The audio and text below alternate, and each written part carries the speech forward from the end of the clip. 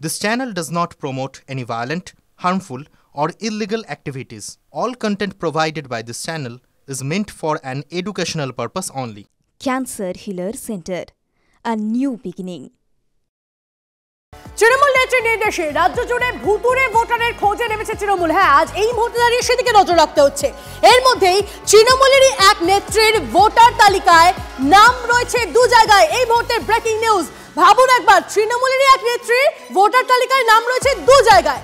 নদিয়ার কালীগঞ্জ পঞ্চায়েত সমিতির সভানেত্রীর নাম রয়েছে দুই বিধানসভা এলাকাতেই। কি ঘটনা, কথা বলবো আমাদের প্রতিনিধি মহাদেব আমাদের সঙ্গে রয়েছেন সরাসরি। মহাদেব, ভুতুড়ে ভোটার খোঁজার প্রক্রিয়া শুরু হয়ে গেছে, এ তো আজব কাণ্ড। তৃণমূল নেত্রী, তারই নাম দু জায়গায়, কিভাবে কি হয়েছে ঘটনা?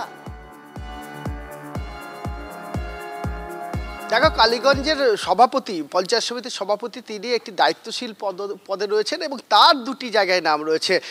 রাজ্যের বিরোধী দল যেগুলি যে বলা যায় যে বিজেপি এবং সিপিএম একজোটে তারা অভিযোগ করছেন তিনি একটা দায়িত্বশীল পদে থেকে তার দুটি জায়গায় ভোটার তালিকায় কী করে নাম রয়েছে। তার যদিও সাফাই রয়েছে যে তিনি নাকাশিপাড়া বিধানসভা এলাকায় প্রথমে থাকতেন, তখন সেখানে তার নাম হয়েছিল। পরবর্তীকালে তিনি দেবগ্রাম বিধানসভা অর্থাৎ দেবগ্রামে তিনি চলে আসেন, অর্থাৎ কালীগঞ্জ বিধানসভার মধ্যে, এবং সেখানে তিনি তার ভোটার লিস্টে নাম তোলেন এবং সেখান থেকে তিনি পঞ্চায়েত সমিতির সভাপতি হন।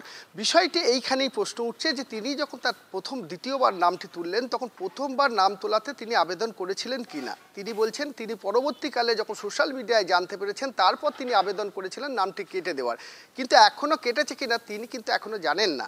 যদি না জেনে তিনি বলছেন যদি তার নাম কাটা না। আচ্ছা মহাদেব, তুমি আমাদের সঙ্গে থাকো। ভুল নাকি ইচ্ছাকৃত ভুল সেটা নিয়ে শেফালি খাতুন, মানে যার দু জায়গাতেই নাম রয়েছে, সে কি বলছে শোনা বাবু। পুরনো বাড়ি, বিশেষ করে আমাদের গ্রামের বাড়ি ওই নাকাশিপাড়া বিধানসভার পালিতবেগিয়া গ্রাম পঞ্চায়েতের মধ্যেই, এবং সেই হিসাবে আমাদের প্রথমে ভোটার আমাদের পালিতবেগিয়া গ্রাম পঞ্চায়েতেই ছিল। কিন্তু এখন আমরা বাস করি দেবগ্রাম গ্রাম পঞ্চায়েত, যেটা আমাদের কালীগঞ্জ ব্লকের কালীগঞ্জ বিধানসভার মধ্যে পড়ে।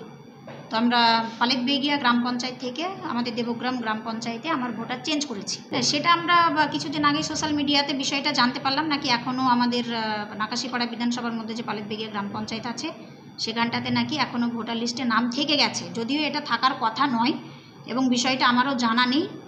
কিন্তু যখন আমি সোশ্যাল মিডিয়ায় জানতে পেরেছি, আমি সাথে সাথে আমি অফিসে একটা অ্যাপ্লিকেশন দিয়ে দিয়েছি যাতে আমার নাকাশিপাড়া বিধানসভার মধ্যে পালিতবেগিয়া গ্রাম পঞ্চায়েত থেকে আমার যাতে ভোটার লিস্ট থেকে নামটা কেটে দেওয়া হয়। এবং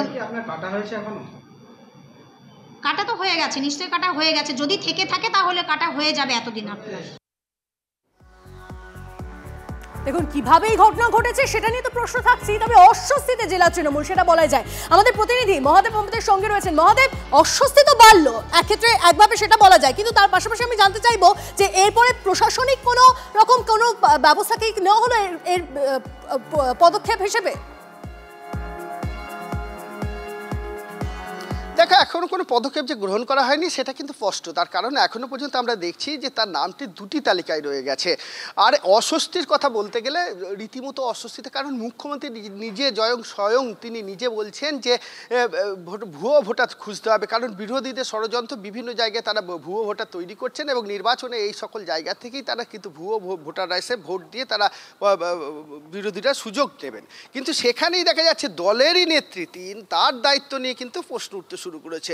যখন বিরোধীরা প্রশ্ন তুলছেন তখন শাসক দলের মধ্য থেকে একদম, অর্থাৎ একটা রাজনৈতিক চাপানো তো এটা নিয়ে শুরু হয়ে গেছে। অনেক ধন্যবাদ মহাদেব তোমায়। এই মুহূর্তে আমরা যোগাযোগ করে নিয়েছি বিজেপি নেতা সজল ঘোষ আমাদের সঙ্গে রয়েছেন। সজল বাবু, তৃণমূল নেত্রীর নির্দেশে ইতিমধ্যেই রাজ্য জুড়ে ভুতুড়ে ভোটারের খোঁজে নেমেছে তৃণমূল, তার মধ্যে তো তৃণমূলেরই এক নেত্রীর ভোটার তালিকায় নাম রয়েছে দু জায়গায়। না, ওটা তো ভুতুড়ে না, ওটা জিন ভোটার। ওটার না, ওনার নাম হলো শেফালি খাতুন। আমাদের তরুণ জ্যোতি তেওয়ারি, আমাদের আইনজীবী, তিনি ইতিমধ্যে এটা নিয়ে মামলা করেছেন, মানে কমপ্লেন করেছেন, এখন অব্দি চিঠি দিয়েছেন, জানতে চেয়েছেন। আমার কথা হচ্ছে দুটো বিধানসভায় পাশাপাশি, খুব ভুল না করলে একটা নাকাশিপাড়া আর একটা বোধহয় পাশের কোন বিধানসভায় পরপর ভোট রয়েছে তার। লাভলি খাতুন, আপনি শেফালি খাতুন বলছেন, আমি বলছি লাভলি খাতুন। আপনারা ঠান্ডা মাথায় বলুন, লাভলি খাতুনকে মমতাদি সরকার ঘোষণা করলেন যে তিনি অনুপ্রবেশকারী, তিনি বৈধ ভারতীয় নয়, তাই তার পঞ্চায়েত থেকে সদস্যপদ বাতিল করা হলো। যে লোকটা অবৈধভাবে ভারতবর্ষে বাস করছে তাকে এখনো ভারতবর্ষ করার সুযোগ দেওয়া হচ্ছে কেন? তার জায়গা হওয়ার কথা ছিল তো জেলখানা, এই আওয়াজটাকেও রেজ করছে না। আপনি আমায় বলুন আমার কথাটা যদি ভুল থাকে। আচ্ছা, আপনারা মনে করে দেখুন, ওই রিঙ্কু কি একটা, রিঙ্কু রত্না কিছু একটা নাম ছিল ওনার, ভদ্রমহিলার, উত্তর 24 পরগনার নেত্রী। তিনি বলেছিলেন জাকিরদার কাছে চলে যাও। ঠিক বোঝা যাচ্ছে। অর্থাৎ সজল বাবু, এইটি ইতিমধ্যে আমরা দেখতে পাচ্ছি বিতর্ক শুরু হয়ে গেছে। অনেক ধন্যবাদ আমাদের সঙ্গে কথা বলার জন্য। আর এই নিয়ে মুখ্যমন্ত্রী মমতা বন্দ্যোপাধ্যায় কি বলেছিলেন আর একবার শোনাই আপনাদের। আর দক্ষিণ দিনাজপুর থেকে, বুঝতে পারছেন, মাথায় ঢুকেছে। ভোটার লিস্ট করবেন না বালিশের তলায় রেখে দেবেন? কোনটা করবেন বলুন, কোনটা করবেন?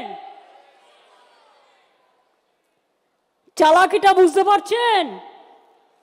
আমি কিন্তু আপনাদের রহস্যটা উন্মোচন করে দিলাম।